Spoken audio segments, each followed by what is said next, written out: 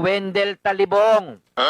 Sabi mo, kung bawat isa pala ay may kalayaan na umanib sa relihiyon, bakit inalisan ninyo ng karapatan ang mga sanggol na walang kamalay-malay? Sanggol na walang kamuwang-muwang? Ginawa ninyong Katoliko agad. Hoy! Ano daw mga kapatid? Narinig nyo, ha? Bakit daw ang mga sanggol ay inalisan ng karapatan? Maling lohika na naman na paratang nitong taga-rebellers. Inalis daw ng simbahang Katoliko ang karapatan ng mga sanggol na pumili ng relihiyon. Inaisip ba niyang mabuti yan? Ha? Bago niya sinabi? Bakit? Dahil hindi nila naintindihan ang pagkakaiba ng karapatan at ng kakayahan, yung kapasite. Walang karapatan ang inalis, mga kapatid, ng simbahang Katoliko dahil wala pang kakayahan ang mga sanggol. Ang aking pahayag, bawat isa sa atin ay may karapatang mamili ng relihiyong aaniban. Pero may karugtong pinutol nila. Anong karugtong na pinutol nila? Yung pahayag ko na dahil may karapatan tayo, sana i-research nating mabuti. Kung ito bang ating pinili ay tatag ng tao, tatag ng ating Panginoon Jesucristo. Di ba? Totoo naman mga kapatid na ang isang tao may sapat na kalayaan at may kakayahan na magpasya. Di ba? Pero ang tanong, ang sanggol ba ay may kakayahan ba o kapasiting pumili? Ang sanggol ay walang malay to. Tama. Walang kamuwang-wang. At walang kakayahan o kapasiti na pumili. Kaya walang karapatang inaalis sa mga sanggol. Dahil wala pa itong kakayahang gumagamit sa karapatan sa mga sanggol. Ang hindi kayang gawin ng isang tao ay hindi maaaring sabihing ipinagkait sa kanya. Di po ba? So, ngayon, bakit daw inalisan ng kakayahan at karapatan ang mga sanggol sa pamamagitan ng pagbautismo? At ginawang Katoliko. Tandaan natin, ang pagbautismo ng mga sanggol ay hindi pamimilit kundi responsibilidad yan ng mga magulang.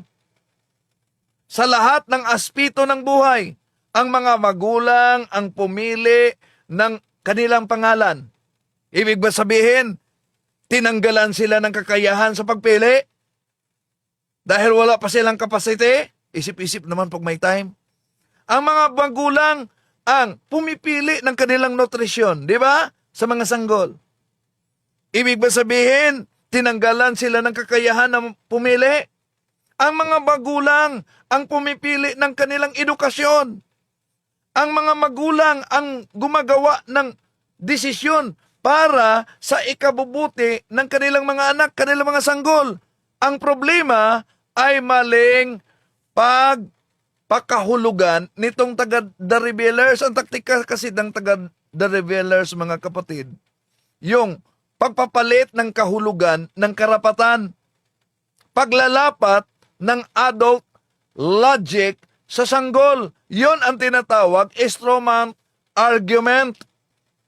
Hindi tinuturo ng simbahang Katoliko na bawal pumili ang tao sa hinaharap.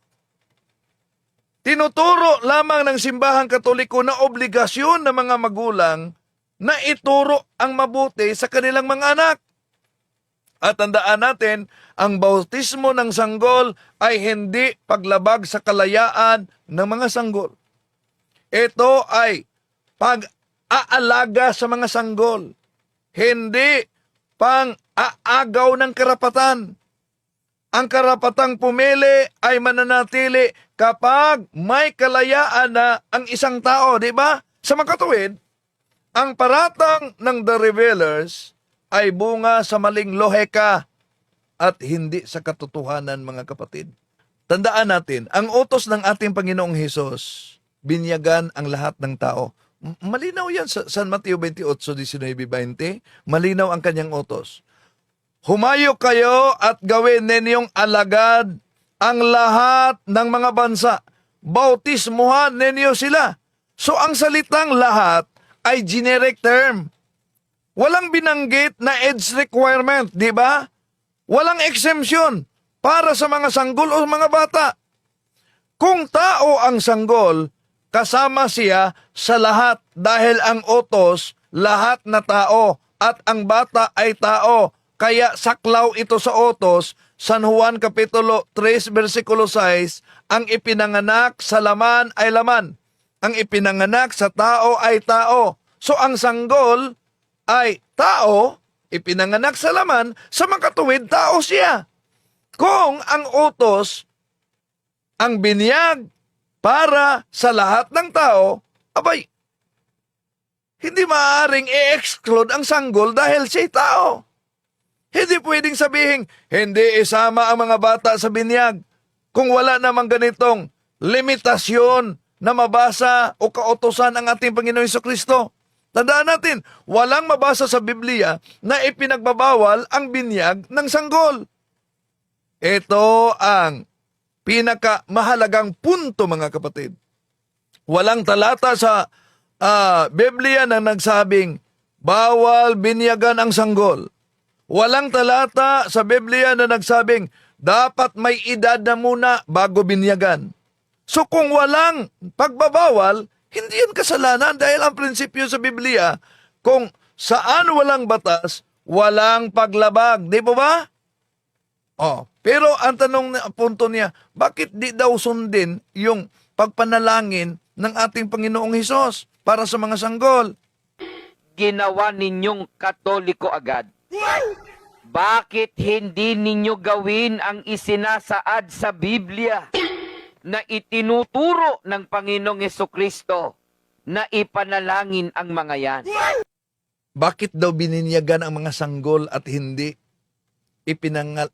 ipanalangin gaya sa ginawa ng ating Hesus, ating Panginoong Hesus? Mali! Bakit mali? Mali ang paghiwalay sa binyag at panalangin. Ang binyag ay hindi lamang, hindi ito laban sa panalangin. Ito ay may kasamang panalangin. Sa ritual ng binyag, malinaw na may panalangin, may basbas, at may panawagan sa biyaya ng Diyos para sa bata. Hindi kailan inaalis ng simbahan ang panalangin.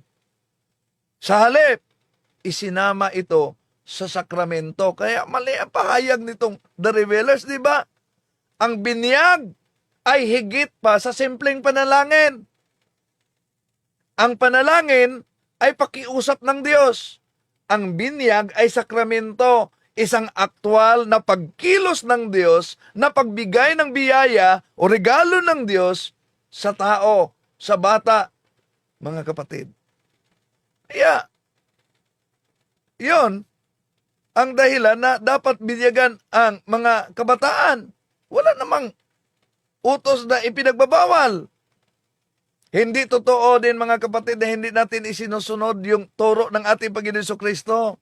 Kapag binibinyagan yung sanggol, ang binyag ay may kasamang panalangin, may kasamang basbas, at higit pa rito, ito ay pagtanggap ng biyayang ibinigay ng Diyos sa pagiging Kristiyano at sa pagiging kasapi sa tunay na iglesyang tatag ng ating Panginoong Jesucristo na ayon mismo sa diwa at ginawa at itinuturo ng ating Panginoong Hesus.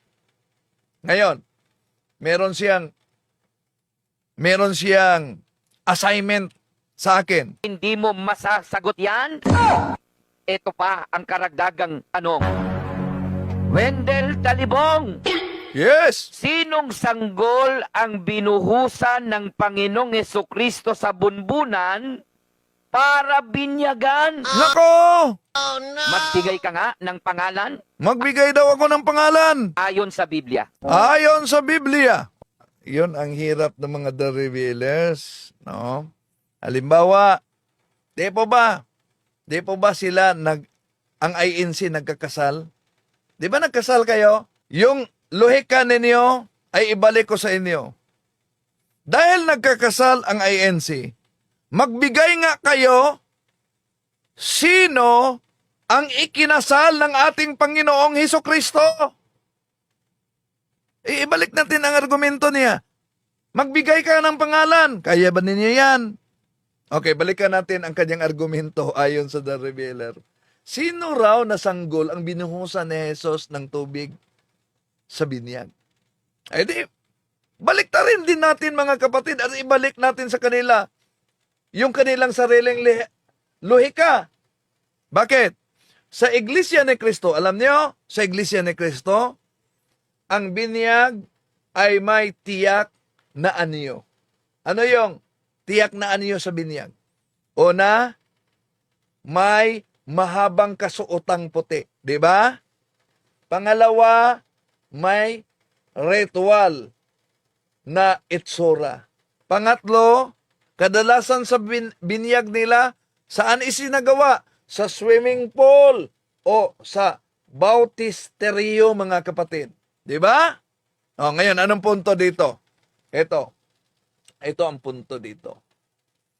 Sino ang pinasuot ni Jesus ng mahabang puting kasuotan bago siya binyagan?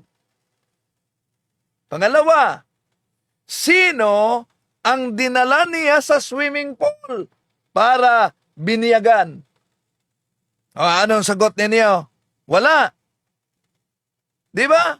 Walang ganyang detalye sa Biblia na itinakda ng ating Panginoong Hesus ang disenyo ng kasuotan tulad sa disenyo ng INC, yung lugar na pagbinyagan, yung paraan na pagbinyag ng modernong seremonya. Ang punto dito, mga kapatid, ang itinatag ni Jesus ay ang utos ng binyag, hindi yung costume o venue. Ang sabi sa Mateo 28:19-20, humayo kayo at gawin ninyong alagad ang lahat ng bansa. Bautismuhan ninyo sila. Di ba? Kung ipinagbabawal ang binyag sa sanggol dahil walang eksaktong halimbawa, pareho ring walang eksaktong halimbawa sa INC. Habang ginagamit nila yung puting damit bago binyagan, makasuot ng ganyan, yung swimming pool kung saan binyagan, o modernong formal na ritual, wala naman ding mabasa. Di ba? Parehong tradisyon ang anyo ng ritual.